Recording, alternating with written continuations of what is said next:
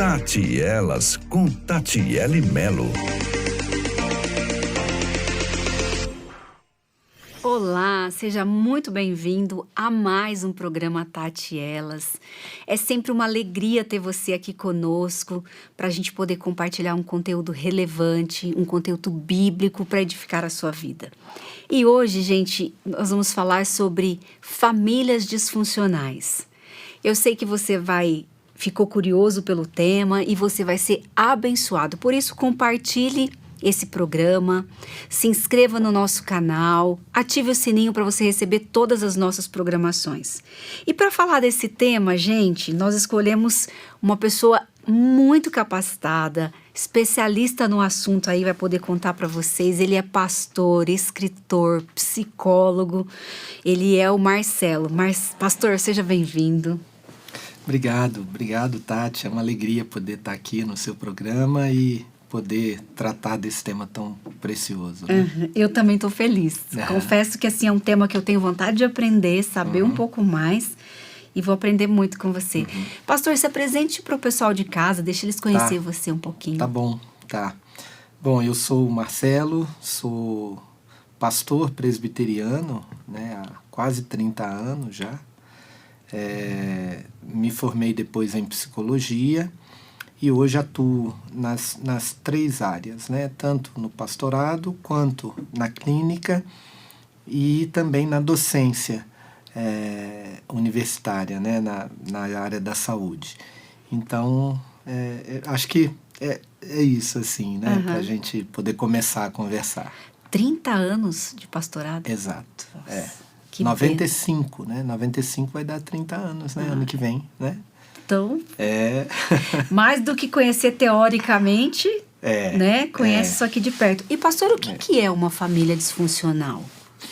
Bom, Tati, para a gente conceituar a família disfuncional, a gente precisa enquadrar o conceito de família dentro da teoria que dá origem à nossa abordagem de tratamento, que é a teoria sistêmica. Tá. Né? A nossa abordagem de tratamento com as famílias é a terapia estrutural sistêmica, familiar ou de casais. Tá. E nessa abordagem, as famílias funcionam como um sistema mesmo, né? Um sistema aberto, porque existem as circunstâncias, né? Chega um membro novo, nasce um bebê, morre alguém, tudo isso abre para um novo grupo, né, para um novo sistema. Além das aberturas, digamos, do dia a dia, uma pandemia, né, uma mudança, e tudo isso muda o sistema. Mas você olhando a família como um sistema, você não fala de famílias normais ou anormais. Você fala de famílias que estão funcionando como um sistema equilibrado ou uma família disfuncional, ou seja, aquela que demanda um olhar especial para esse funcionamento e o que pode ser feito para melhorar, trazer o equilíbrio para esse funcionamento continuar existindo. Sim, nossa, que legal. Pastor, esclarece para mim o que é família, primeiramente. O que compõe uma família? Como que é? De novo eu vou para a teoria. Tá bom. Tá? O tratamento de famílias partiu de um pressuposto, de um material produzido nos anos 70, mais ou menos nos Estados Unidos, em que eles fazem aquela grande descoberta que o indivíduo não existe. O indivíduo, enquanto pessoa única, ele não pode ser totalmente compreendido, ele só é compreendido nas suas relações. Então, o indivíduo sozinho, ele não dá conta de sobreviver porque ele é um indivíduo relacional. Deus nos criou assim, né? Sim. Deus é uma comunidade, né? A Trindade Santa, e criou os seres humanos para viverem em comunidade. E a teoria geral dos sistemas, aplicada à psicoterapia, ela mostra esse aspecto, né, de que você, para compreender o indivíduo, você precisa compreender as suas relações. Então, aí já começa a aparecer um pouco do conceito de família. Né? Esse tema, essa pergunta, é uma pergunta muito importante para os dias de hoje, porque você não tem uma única definição de família, né? Assim, mesmo dentro da perspectiva mais orientada biblicamente, uma família pensando, né, pai, mãe e filhos, você não pode dizer que uma família que tenha só pai e mãe não seja uma família, porque não tem filhos. A família que tem filhos e pessoas agregadas, ela não deixa de ser família quando essas pessoas deixam o grupo. Entendi. Né? Quando você tem uma comunidade, por exemplo, de jovens universitários que moram debaixo do mesmo teto, você tem ali um ambiente familiar. Né? Então, a compreensão de família, ela passa tanto pelo aspecto legal de Estado, né? Que define família como as pessoas que moram debaixo do mesmo teto, passa pelo critério de uma conceituação religiosa, né? Então, numa abordagem bíblica cristã, a família é composta quando o homem deixa pai e mãe e se une à sua mulher. Ali você tem uma definição clara de família. E as outras variações, a gente tem, a gente enquadra esse conceito de família como as pessoas que convivem numa relação familiar em que elas demandam o cuidado desses relacionamentos. Né? Nossa, adorei aprender isso. Adorei mesmo. Porque então, assim, se numa casa, mesmo que venha uma pessoa de fora e mora ali, ela pode ser considerada família. Ela está vivendo naquela família. Ah, nossa, adorei conhecer. Né? E pastor, você falou que então o indivíduo ele é a partir das relações, né? É isso? E uma família disfuncional é aquela família que não está funcionando, né? Exato. Uma família que não está em equilíbrio. Né? As partes da composição familiar não estão em perfeita harmonia, né? Ou pelo menos em condições de sobrevivência. A gente poderia dar um exemplo assim para a gente poder entender o que é, como se caracteriza uma família disfuncional? Sim. Vamos pensar, por exemplo, numa família de 3 filhos, jovens e adolescentes, e um desses começa a demandar da família, além do que ela pode suportar, por exemplo, com o abuso e uso de drogas. Tá? Então você tem ali uma situação de estresse contínuo, você tem uma indisposição com os pais, você tem um pai que manda o menino embora. Então, quando você tem esse tipo de perturbação da harmonia, a gente já dá a designação de família disfuncional. Porém, ela pode ser, por esse caso, disfuncional por uma influência externa, no caso, né, o abuso de drogas, que esse menino vai consumir fora e vai trazer para dentro da família, mas o próprio funcionamento da família, ele pode gerar disfunções nos seus membros, que por sua vez geram disfunção na família. Exemplo, você tem aquela cena clássica, né, da mulher reclamando que os filhos não arrumam o quarto, não arrumam a sua cama, não lavam a louça e deixa o quarto encher de sujeira e etc, etc. E ela vai lá e arruma e tudo, mas reclama, arruma, mas reclama, e o filho abusa e tal, né? O marido que não vem em casa, o marido que não ajuda a cuidar, etc.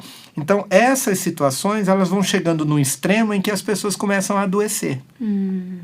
Em geral, e aí é até uma polêmica da abordagem, né, sistêmica, em geral, o que leva as pessoas para uma terapia individual são as disfunções das relações. Sim. O que a gente leva para um consultório quando a gente vai tratar a nossa individualidade? A gente leva problemas de relacionamento afetivo, a gente leva adoecimento por conta de estresse, de problemas, a gente leva problemas por conta de crises. Por exemplo, uma crise como uma pandemia. Ela veio e trouxe muita disfunção familiar. Você deve ter trabalhado muito aqui, né, a questão de violência doméstica ter aumentado no período em que as pessoas que não estavam acostumadas a conviverem 24 horas dentro de casa, agora têm que conviver o tempo todo. Sim. Eu fiquei curiosa que você citou que as pessoas adoecem nesse ambiente disfuncional. É uma doença mesmo, pastor? Assim, como é isso? É uma doença da própria relação, né? Vamos pensar. Como é que funciona quando a família vem para o atendimento? Nossa queixa é que a gente não consegue se comunicar. A gente briga o tempo todo.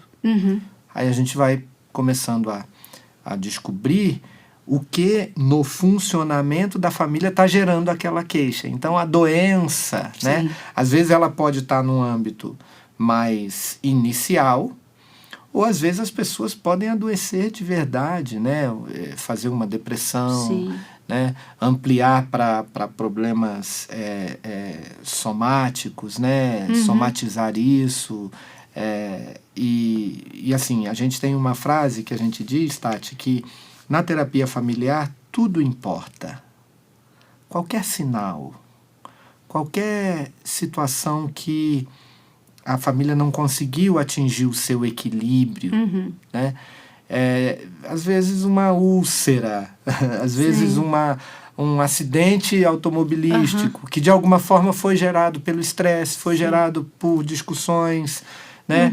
A situação que deixa de ter esse equilíbrio dentro da família. E há casos, pastor, das pessoas não perceberem que estão numa relação ou vivendo ali essa disfuncionalidade, assim que fala? E há casos delas não perceberem, achar que é normal isso, a maneira, ou não, na maioria elas conseguem perceber que não está funcionando bem? Olha, eu acredito que haja casos sim. E agora os sinais vão surgir, né? Os sinais surgem. É um filho que não consegue bem na escola. É uma mãe que já não consegue mais dar conta das suas atividades. É um pai que perdeu o emprego, por exemplo, e não consegue se reconstruir. Né? Então, às vezes eles percebem que alguma coisa está errada, mas aí eu concordo com você. Talvez a grande maioria não consiga ter esse olhar sistêmico para aquele problema. Porque normalmente isso acontece. Quando a gente chama agora as famílias para o atendimento, lá no programa, a gente... normalmente as queixas que vêm são individuais. E um dos papéis da terapia familiar é você deslocar o problema daquele indivíduo e fazer a família compreender que o sistema pode ter gerado a situação, quanto pode ser um instrumento de cura para a situação. Olha, instrumento de cura. E, pastor, vamos imaginar uma família que tenha essa dificuldade, mas uma pessoa só procura ajuda. Surte efeito? É possível ou não? Tem que todos participarem. A gente tem um programa, né, de atendimento, digamos assim, democratização ou popularização da terapia familiar, porque ela ainda é pouco demandada da sociedade. Né? Eu costumo dizer, Tati, que a terapia familiar hoje, do século XXI, 2024, ela ocupa o mesmo lugar que ocupava a terapia individual lá nos anos 1990, 1980, que ainda tinha todo aquele tabu para a psicoterapia. Né? As pessoas tinham receio de dizer que estava... Hoje é chique, né? Hoje qualquer um que vai para terapia... não, eu vou falar com o meu terapeuta, tem que estar com a minha terapia em dia. Tudo é terapia, inclusive, né? Você vai fazer qualquer coisa, tem que ter terapia. Então hoje está na moda, né? Os consultórios estão lotados. mas a terapia familiar ainda não. Até porque ela vem, como eu disse, ali na década de 60 e 70, que ela começa a sua atuação ainda em níveis de pesquisa, já quase 100 anos depois de um trabalho da psicoterapia individual, né, clássica. E a gente chega no final do século XX ainda com tabus, pelo menos aqui no Brasil, né, das pessoas procurarem a terapia individual. Então a gente ainda tem um período aí de tempo para a gente popularizar essa proposta, né, de atendimento. Então eu acho que tem essa diferença, né? E também eu vejo assim que nós somos uma cultura individualista, né, pastor? Então eu quero procurar para mim, quero resolver o meu problema e às vezes não pensar no coletivo, né? Hoje em dia pouca gente considera a terapia familiar como uma proposta de tratamento da individualidade. Pastor, você falou um pouco, né, que eles vão perceber às vezes numa criança, às vezes na mãe que não dá conta da demanda, mas especificamente das crianças, como que uma família disfuncional afeta essa criança que cresce nesse ambiente, né, crescendo, vendo esse tipo de relação? O modelo, né? Então você já tem, vamos pensar que a relação marido e mulher e primeiro filho, vamos colocar aí, um filho de 4 anos, ela já é tensa, muito tensa. E ela é difícil de estabelecer um equilíbrio. Um casal, por exemplo, pode estar prestes a se separar, pode estar sofrendo com a dificuldade do relacionamento, e a criança mais nova ali está vendo isso. Chega uma outra criança, chega um outro bebê, ele vai crescer nesse ambiente tenso. Então você tem, às vezes você vai passar a vida inteira, vai se adaptar, porque a família tem essa capacidade extraordinária de se adaptar, né? Você já viu falar que em briga de marido e mulher ninguém mete a colher. Por quê? Porque as famílias se organizam. As famílias se organizam, né? Às vezes você vai para uma família em vulnerabilidade social, você vê lá 5, 6 crianças, não tem bem o que comer às vezes, tem uma criança que está doente e outro, e a esposa, a mulher está ali cuidando dessas crianças, você fala, como é que pode? Como é que não dá para sobreviver? Sobrevive. Sobrevive. As famílias têm essa capacidade de adaptação ao seu próprio funcionamento, né? Então, quando você tem uma queixa, né, ou seja, sobre a criança ou sobre uma determinada situação específica, é quando a gente tem a oportunidade de apontar algumas possibilidades de transformação para que haja esse equilíbrio de volta, né? O desequilíbrio familiar gera, às vezes, um sintoma na criança. Ou na escola, ou na saúde física, ou no comportamento, na agressividade, na violência, né? Em geral, essas coisas aparecem no período escolar. Por que aparece no período escolar? Porque dentro da família o sistema está funcionando, meio igual uma panela de pressão, mas está funcionando. Sim. A água está fervendo, mas ela está em equilíbrio. Quando você tira um elemento e põe na sociedade como um todo, onde os sistemas são geralmente mais adequados, aí você percebe uma alteração, e aí você tem que voltar para cá para poder ajudar, né? Pastor, vamos pensar que tem 2 pessoas assistindo o nosso programa agora e que estão se identificando. Nossa, crescemos em famílias disfuncionais e decidiram casar. É ideal que essas pessoas procurem essa ajuda antes ou não só depois que perceberem que vai surgir um problema? O que você diria? Olha, eu, apesar de estar na profissão, né, apesar de ensinar, né, novos psicólogos a teoria, eu não sou muito adepto da psicologização dos problemas. Né? Eu tenho uma uma percepção de que seres humanos são abençoados e eles têm competências, né, têm habilidades para lidar com os seus problemas, né? Eu não diria, assim, parece até que eu estou jogando contra, né, os projetos. Não, mas os seres humanos são pessoas dotadas de capacidades, de habilidades emocionais, sentimentais, para lidarem com os problemas, né? E, assim, quanto maiores os desafios e você tem a capacidade de amar, a capacidade de responder aos desafios de forma adequada, dentro da sua ética, dentro da sua percepção, você tem um sentimento de conquista maior, porque você venceu aqueles desafios, né? Eu não acredito em determinismo familiar. Ou seja, não é uma sentença, né? Não acredito em maldição de família. Hereditária, né? Hereditária.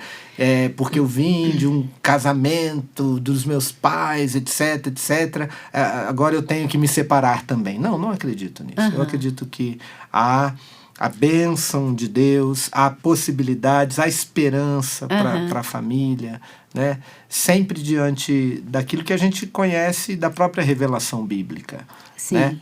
É claro que a gente lida com o trabalho na sociedade como um todo, e nem todos têm uma mesma orientação ética, uma mesma orientação, seja religiosa, seja cultural, seja o que for. Mas, mesmo assim, eu acredito que as pessoas têm que ter coragem de enfrentar os problemas, de buscar meios de solucioná-los.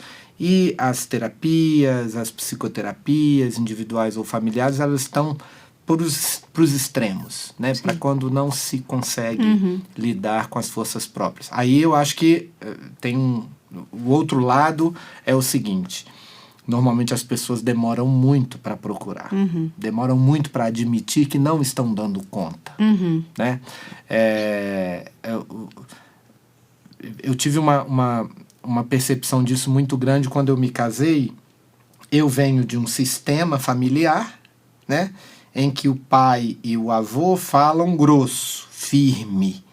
A minha esposa veio de um sistema familiar diferente, né? Então, para mim, a forma como eu falava com as minhas filhas era absolutamente normal, mas para minha esposa soava como grosseria. Então, o que a gente precisa fazer? Né? Eu preciso repetir o que tinha lá, aqui? Não, a gente pode aprender a lidar, né? E a achar o equilíbrio da família. Sim, né? Sim, que bonito isso. O pastor, fala um pouco do seu projeto Sim. né, para o pessoal conhecer. Sim. E aí, depois que você falar, explicar, eu já quero saber como é que Deus colocou isso no seu coração, por que você decidiu criar isso. Como é que aciona, né? Bom, eu fui para a psicologia por causa do ministério pastoral, né? Então, eu me formo em pastor em 95 e já defendo o meu trabalho de conclusão de curso, né, que a gente chamava de monografia, em aconselhamento pastoral. E eu tinha um desejo, né, um sonho de continuar os estudos. E eu falei, o que mais pode se adequar aqui ao o que eu entendo ser uma especificidade do Ministério Pastoral é psicologia. Então eu vou para a psicologia. E fui. E na psicologia, a primeira oportunidade que surgiu de aperfeiçoamento foi em família. E eu acho que a família é o que junta as duas ciências, né? A teologia com a psicologia, e esse senso de missão que a gente tem, né? De fazer a diferença e ajudar as pessoas, né? Que é o que estava lá no início, né? No chamado ministerial, depois na psicologia. Então, a minha formação se deu por conta sempre de que a psicologia, como ciência, deveria ser uma instrumentação a mais no meu trabalho pastoral. Né? Então, eu fui buscar essa formação. Isso foi em 2011. 2011? Não. Foi em 2011 e ficou guardado. Daí um tempo, eu estava já na universidade, junto com alunos de psicologia, e você sabe que existe uma tensão, Sim.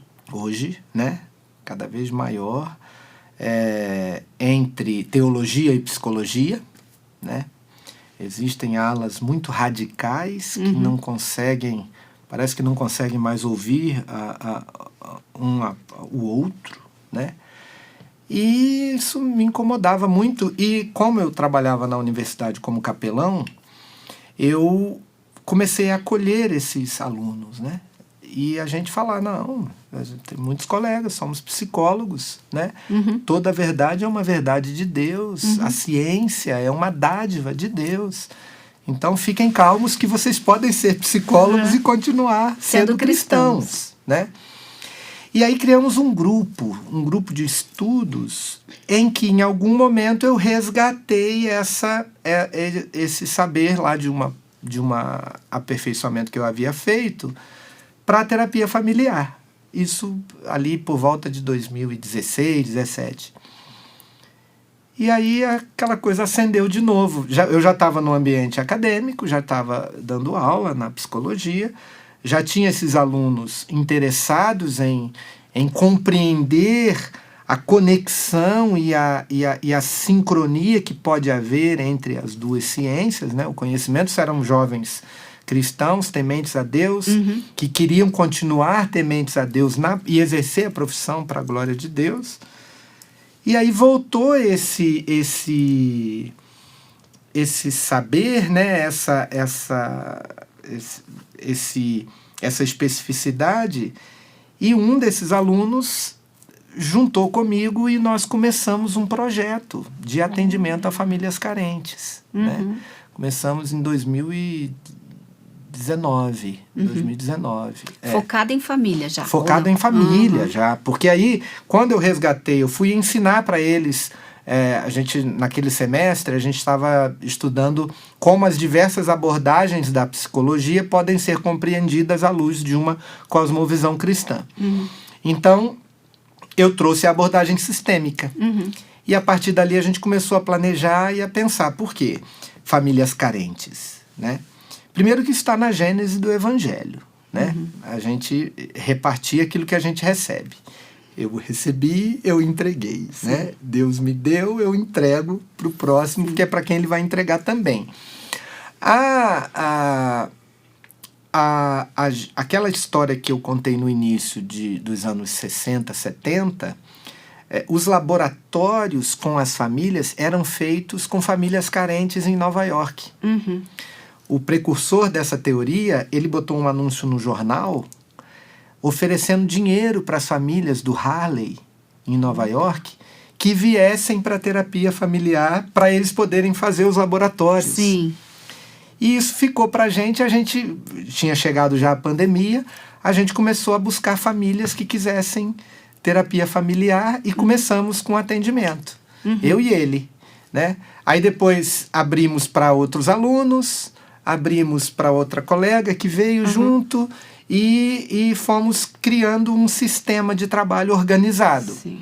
Então, isso virou o programa hoje universitário, programa de extensão clínica da família, em que a gente treina jovens psicólogos, atende famílias carentes e vai dando continuidade a esse projeto. Acho que eu falei muito, né? Não, é que eu fiquei com vontade de fazer uma pergunta. No meio, me deu uma curiosidade. Quando você fala atendimento de família, é a família mesmo ou é individual os atendimentos? Não, é a família. Ah, a família. Vem.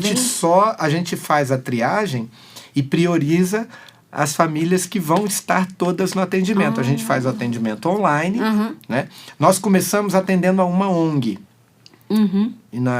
Num bairro carente de São Paulo. Depois ampliamos para outra ONG. Hoje a gente está fazendo parceria com igrejas. Né? Então, à medida em que a gente está divulgando o trabalho, as famílias estão procurando. Então, todas as famílias que procuram, a gente faz a triagem e elas entram lá numa fila de espera para a gente poder atender conforme a demanda, atender em terapia familiar. A gente pede assim, ó, é importante que todos estejam. E a gente faz o atendimento mais ou menos igual a gente está aqui com os nossos ouvintes aqui, telespectadores. E só para quem é de São Paulo? Não, para qualquer lugar. Né? Tanto os alunos que se inscrevem para aprender a técnica, quanto as famílias, elas podem ser de qualquer lugar. Até agora nós não tivemos família fora de São Paulo. Mas se alguém está nos ouvindo aqui de qualquer lugar do Brasil que quiser entrar na nossa plataforma e se inscrever para ser atendido, a gente vai analisar de acordo com os critérios de elegibilidade que a gente tem para as famílias. Né? Mas, só para você ter uma ideia, famílias a gente não atendeu ainda, fora de São Paulo. Mas alunos, como é um projeto de extensão, a gente já teve alunos de Maranhão fazendo o trabalho com a gente. Agora tem uma do Mato Grosso do Sul.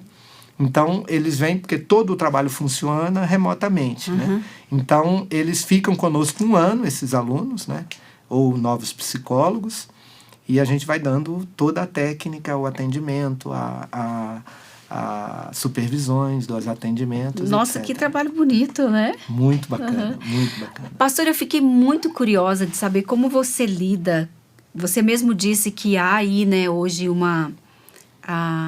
meio que uma oposição, uma rivalidade, né? Psicólogo, cristãos, né? A gente sabe que há aí muitas pessoas fazendo essa divisão, né? Eu vou procurar conselheiro bíblico e não vou de jeito nenhum fazer terapia. Ou outros, isso eu preciso tratar com terapia, teologia para outra coisa. Como você, que é pastor e psicólogo, lida com isso, pastor? Em que momento você fala para uma pessoa assim, não, é isso aqui que você precisa ou não vou aplicar isso aqui? Como você faz essa? Olha, eu faço pela própria demanda. Para mim, existem demandas muito claras que são para o aconselhamento pastoral. Não é caso para terapia. E não tem conflito para você? Para mim, não tem conflito. Não tem conflito. Né? Eu posso atender... Às vezes eu atendo em aconselhamento pastoral, né? E aí, quando eu atendo em aconselhamento pastoral, eu atendo na igreja, e a pessoa que procura, ela procura sabendo que eu sou um pastor e que vou atendê-la em aconselhamento pastoral. Quando eu atendo na clínica ou no consultório, eu atendo debaixo das regras do Conselho Federal de Psicologia. Eu tenho um compromisso com o Estado brasileiro, todo profissional tem, né, do juramento da profissão, de ser um psicólogo do Estado brasileiro para servir com a ciência da psicologia no atendimento das demandas públicas. Né? Então, eu consigo separar isso de forma muito tranquila, muito tranquila. Né?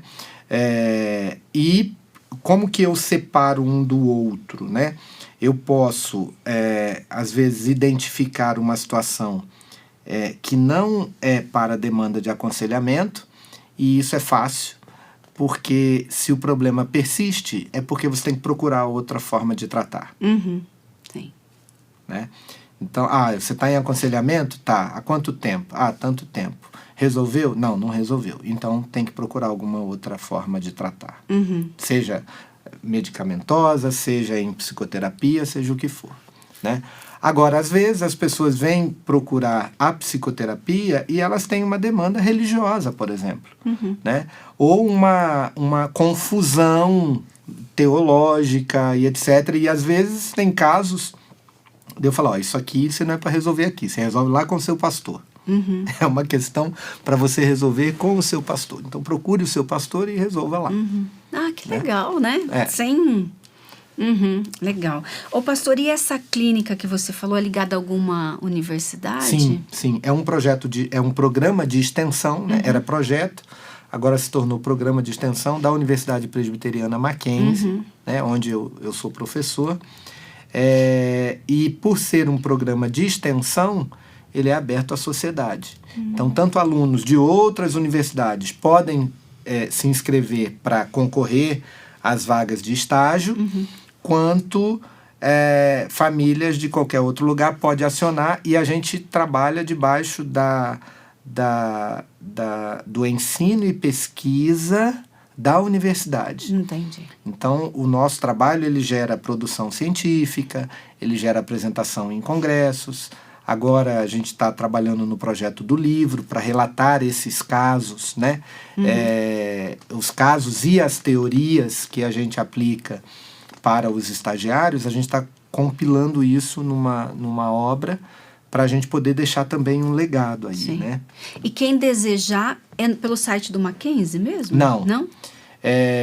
Pelo site do Mackenzie, ele até consegue encontrar. Se ele procurar no site do Mackenzie o Centro de Ciências Biológicas da Saúde ou o curso de Psicologia, ele pode telefonar lá e procurar, é aí que tem a clínica da família, aí vão mandar pra gente. Tá. Isso é fácil. Agora, diretamente para você já acessar os editais, né? Todo início de semestre a gente abre inscrição para família e inscrição para psicólogos. Tá. Então, se ele fizer o caminho da universidade, ele vai falar com alguém lá da psicologia, eles vão falar, tem que acessar a página do programa, né? Que é o nosso Instagram, que parece que você colocou aí. Embaixo, né? aqui embaixo. P Clínica da Família. Tá. Então, ali, quando está aberta as inscrições, a gente já joga lá uma imagem mostrando, ó, se inscrevam. E assim por diante. E você falou que está fazendo parcerias com igreja. Como são essas parcerias? Olha, como eu disse, a gente começou com uma ONG e aí depois ampliou, porque a gente entendeu também que do ponto de vista da pesquisa e da oportunidade de aprendizado dos alunos, a gente poderia criar um critério de elegibilidade das famílias, não apenas a vulnerabilidade social, mas, por exemplo, diagnósticos importantes que normalmente não são tratados com terapia familiar. Por exemplo, transtorno do espectro autista. Nós atendemos uma família recentemente que tinha uma criança com TEA. E aí, por saber que nós atendemos uma criança com TEA, um colega que tinha um trabalho de parceria numa igreja determinada, que essa igreja tem um projeto específico com famílias que têm crianças com TEA ou membros da família com esse diagnóstico, apresentou essa equipe para nós. É uma igreja aqui do ABC. E a gente fez essa parceria. Eles mandaram os psicólogos deles para nós, eles já estão na nossa equipe agora. Vocês treinaram? Então, eles começaram agora nessa turma desse semestre, né? E eles divulgaram na igreja, outras igrejas também têm divulgado, porque o nosso programa, na universidade, ele atende a dois centros universitários. O Centro de Biológicas e Saúde e o Centro de Educação e Teologia e Filosofia. Então, os cursos de pedagogia, teologia, é onde a gente tem divulgado palestras e eles levam para as igrejas dizendo, tem uma possibilidade de tratar a família lá, no tal. Né? Então, esses dois centros universitários, eles estão em parceria no mesmo programa. Entendi. Que legal. E também, para ter informação, é pelo site? É pelo site. Pode entrar lá no Instagram e mandar um direct lá para nós. Tá certo. Ô, pastor, voltando um pouquinho para eu entender da disfuncionalidade, da disfunção, né? Quando a gente pensa numa família disfuncional, hoje tem um número maior de famílias ou é porque é mais divulgado, a gente está conhecendo mais? Eu acho que nenhuma coisa e nem outra. Eu acho que sempre foi igual, imagino. Mas a gente não considerava, ou não considera ainda, né? Como eu estou falando, esse trabalho ele é incipiente, né? A gente não considera essa possibilidade. Acho que até pelo que você falou, né, Tati? Da nossa sociedade individualizante, né? Cada vez mais é o indivíduo, sou eu, e o que você quer, você tem que ser feliz, e você... O importante é você, né? É você, pessoal. Como se a gente fosse alguma coisa sem o outro, né? Então, o que eu acho é que quanto mais visibilidade a gente dá para a possibilidade de tratamento, mais a gente vai perceber o que já estava acontecendo há muito tempo, né?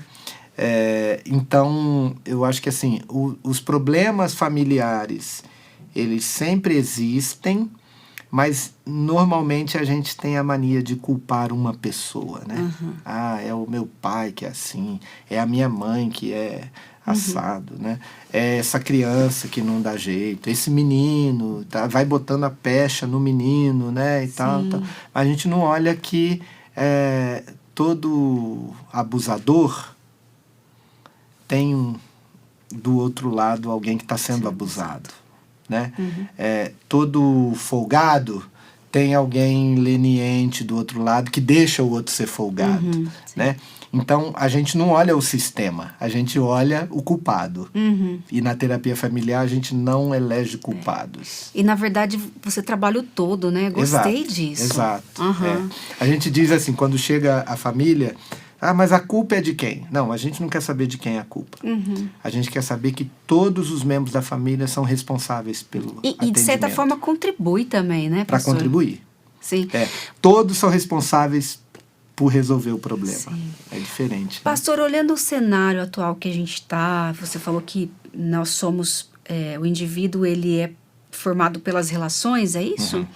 Pensando nisso, nós temos visto aí, a gente acabou de falar dessa questão do incentivo a gente ser mais individualista, essa questão de nós estarmos mais conectados online, né, e menos conectados presenciais. Você está vendo já um impacto disso nas relações? Ou não? Você acha que não? Pós-pandemia também? O que você percebe? Eu acho que sim. Eu acho que a gente ainda vai ter resultados bem estendidos, né, desse período, que não é apenas ligado à pandemia, né? Mas na pandemia a gente potencializou o que já estava acontecendo antes, né?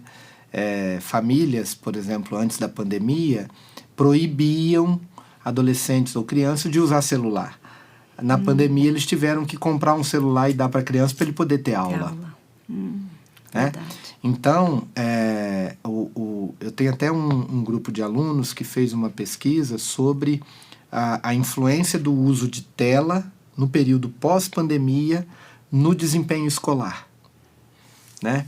Ainda está em curso essa pesquisa, mas é uma pergunta maravilhosa, né? Que é a sua pergunta, né? E quanto mais a gente traz a ciência e a pesquisa para as perguntas do dia a dia, melhor é essa ciência e melhor é essa pesquisa. Mas a minha hipótese é de que realmente a gente vai ver ainda mais consequências, né, desse uso de telas desmedido. Sim. Né? Agora, também, por outro lado, as pessoas facilmente vão percebendo, né, o seu estado de tensão emocional quando ele fica muito tempo, o cansaço mental, a pouca possibilidade de desenvolver outros aspectos do corpo, das emoções, etc. Né? Então, a tecnologia também ajuda nisso, né? Ela vai mostrando para você. Sim. Pastor, e para quem está em casa nos assistindo e depois de assistir esse programa diz assim, a minha família é disfuncional e eu quero contribuir para que essa família não seja mais. Tem alguns passos, alguma coisa que ela pode fazer? Tem. A primeira coisa é ela tirar das costas dela. Não existe, assim como não existe culpado, não existe salvador dentro da família do ponto de vista humano. Né? O meu conselho seria: joga no sistema, joga para a família. Aquilo que você vê, minha amiga, que você está sobrecarregada e as coisas não estão resolvendo, deixa que cada um contribua para que as coisas se resolvam. Né? A gente não ter essa ideia de individualizar um problema que já é de todo mundo. Porque um problema numa família é um problema da família. Não podemos esquecer disso. Se a gente tem alguém com um transtorno, por exemplo, uma síndrome de espectro autista, você não tem um doente na família. Você tem uma família que que vive essa realidade. Então, o problema não é da criança, não é da mãe que está sobrecarregada, não é do pai que se ausentou porque não deu conta. Não, o problema é da família. Então, o meu conselho é divide as coisas e deixa cada um dar a sua contribuição. Né? Nossa, pastor, eu achei isso legal porque fica mais leve, né? Sem dúvida, sem dúvida. Porque cada um contribui um pouco. E vamos imaginar, então, agora mudando. Deixa eu só dar uma dica tá. aqui, já que você falou de dica, né? Tem uma técnica que a gente usa, isso eu posso contar aqui porque é até divertido. Então, assim, chama prescrição do sintoma. Tá. Então, a mãe vem e reclama, olha, o filho não me obedece. Não arruma as coisas, não tira os pratos do quarto e a casa está uma bagunça e todo dia... Então tá. Então essa semana a tarefa é ninguém arruma a casa. Uma semana vocês fazem isso. Tá todo mundo proibido de arrumar a casa. Semana que vem vocês voltam. E me digam o que aconteceu. Eles não conseguem. Entendeu? Porque aí o caos é geral. Por que está acontecendo esse comportamento disfuncional? Porque alguém está mantendo esse sistema. Alguém vai lá e arruma para o outro. Alguém vai lá e passa a mão pela cabeça.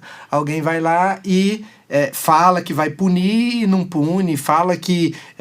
entendeu? Sim. Então, aí a gente prescreve o próprio sintoma. Olha. Né? Se ninguém está ouvindo ninguém, então ninguém fala. Que né? interessante, né? É uma das técnicas, né? Mas é só para...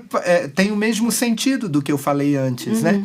Ou seja, não tomar para si, né? A ideia... tem uma figura que se repete muito na terapia familiar, Tati, que é a mãe de 8 braços. Qual que é o problema dessa família? É uma mãe de 8 braços, porque ela tem braços para ela, braços para o filho, braços para o marido, ela faz tudo para todo mundo.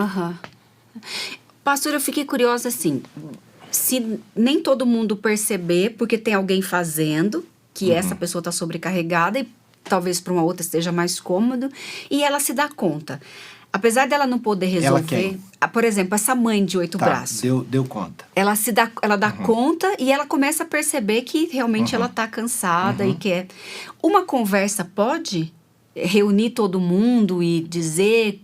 Qual é o caminho, assim, pastor, de tentar esclarecer para os outros? Sim. Em geral, assim, problemas de relacionamento são problemas de comunicação. Tá. Para nós, comunicação é igual a relacionamento. Se está tendo problema na comunicação, é porque a relação não está boa. Então, você trazer uma demanda dessa para essa mãe, para ela chamar, ela tentar conversar, ela trazer todo mundo para essa consciência, é você colocar mais um peso, é você dar o 9º braço para ela. Né? Então, eu acho que numa situação dessa tem que procurar ajuda. Ah, tá. Né? Tem que partir de uma ajuda externa, ela própria pode procurar ajuda, mas procurar nessa dimensão aí, de tratar as relações. Tá. Né? Para não ela procurar ajuda para ela... Normalmente o que acontece nesse caso, por exemplo, quando essa mãe procura uma terapia individual. A terapia individual vai mostrar para essa mãe que o problema não é só dela. Que o problema dela é ela tentar resolver o problema de todo mundo. Aí o que vai acontecer como resultado dessa terapia? Ela vai deixar de resolver. E aí o sistema vai estressar ainda mais. Porque ela não está mais... resolvendo o problema de todo mundo. Olha. Né? Então, a terapia individual ela acaba tratando por tabela por contingência, a família. Mas a nossa proposta é a gente tratar diretamente a família. Vem cá todo mundo, vamos conversar. Quando que vocês colocaram... Quem que está colocando o braço na mãe aí? E é legal essa de conversar todo mundo, porque às vezes se você trata individual, ela começa a mudar, mas tem um impacto também, né? Porque de repente eu apareço muito diferente, né? Essa mãe, muito diferente. Agora, se você trabalha com toda a família, todo mundo está acompanhando o processo, né? Exato. É isso mesmo? É isso aí. Acompanhando e Participando, né? Tornando-se parte da solução. Que legal. E algumas coisas que a gente utiliza como método às vezes, para mostrar essa realidade para a família. Sim. Né? Por exemplo, um adolescente problemático, que não estuda, nem estuda, nem trabalha, nem nada e tal, e ele estressa a família. Todo mundo vive em função do menino. Esse menino só dá trabalho e tal. Aí a última vez ele saiu e bebeu e ficou jogado na rua e tal. Esse menino. Aí vem pra terapia. Aí a gente pede às vezes para ele subir num lugar assim, numa cadeira, numa coisa. Aí fala, como que vocês estão vendo ele? O que isso mostra? Mostra que o problema, entre aspas, né, o menino problema, está dominando a família. E por que um domina? Porque todos deixam ele dominar. Sim. Eu fiquei curiosa, pastor. Uma pessoa pode procurar essa terapia familiar? Pode procurar. E ela vai ser orientada, no caso nosso, né? Ela pode vir, se inscrever, e nós vamos, ao fazer a triagem, a gente pede para fazer a triagem com a família. E essa triagem a gente tem um cuidado de fazê-la de forma que fique alguma coisa para a família, já mesmo que ela não seja eleita para o atendimento, né? Porque o atendimento leva 1 ano, tá?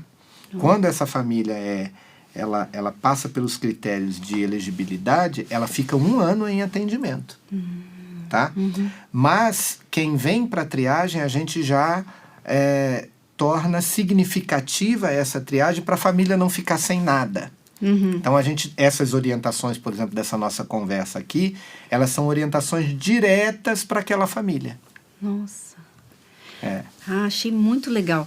Pastor, muito obrigada pela sua presença. Eu que agradeço. Adorei conhecer um pouco mais do seu projeto, saber um pouco mais das famílias disfuncionais e saber que existe recurso, né? Às vezes a gente fica só num caminho por falta de conhecimento mesmo, né? Quando na verdade existe um recurso aí para tratar o todo, né? Quer deixar alguma mensagem para quem está em casa para a gente encerrar? Sim. Eu acredito muito na família, acredito muito, né? E acho que a gente não pode perder a esperança. A esperança na família é algo que nos sustenta, né? Não só do ponto de vista bíblico, né? Mas para a nossa subsistência, né? A família, quanto mais ela avança nesse processo de ajuste, de equilíbrio, de harmonia, de preparo, né? Normalmente uma crise, ela também te prepara para a crise que vem depois, né? A gente vai vivendo esse fortalecimento e vai vendo esse projeto tão lindo, né? Tão maravilhoso que a gente recebeu, né? Da graça divina, que é a gente poder constituir e viver em família, e dali a gente ver a vida correr toda em volta, né, dela. Sim. Obrigada, pastor. Eu que agradeço. Gente, para mim, dessa entrevista ficou que nós temos recursos para ter uma família melhor, para ter uma família mais estruturada. Graças a Deus, Ele nos deu, né, pessoas, ciência, instrumentos para que nós possamos buscar essa ajuda. Assim como a gente investe em tantas áreas da nossa vida, né? A gente investe na nossa saúde, a gente investe na nossa vida espiritual, a gente pode investir na nossa família. Então, se você foi tocada por esse programa e precisa de ajuda, não deixe de buscar ajuda. Entre aí no Instagram, que a gente vai deixar aqui embaixo, que o pastor citou, e se cadastre lá. Agradeço a sua audiência, espero você na próxima terça às 10 da manhã. Deus abençoe. Tati e Elas. Apresentação: Tatiele Melo. Produção: Arthur Mendes. Direção-geral: Marcelo Valim. Gravado no estúdio Comev. Um programa Telmídia. www.telmedia.com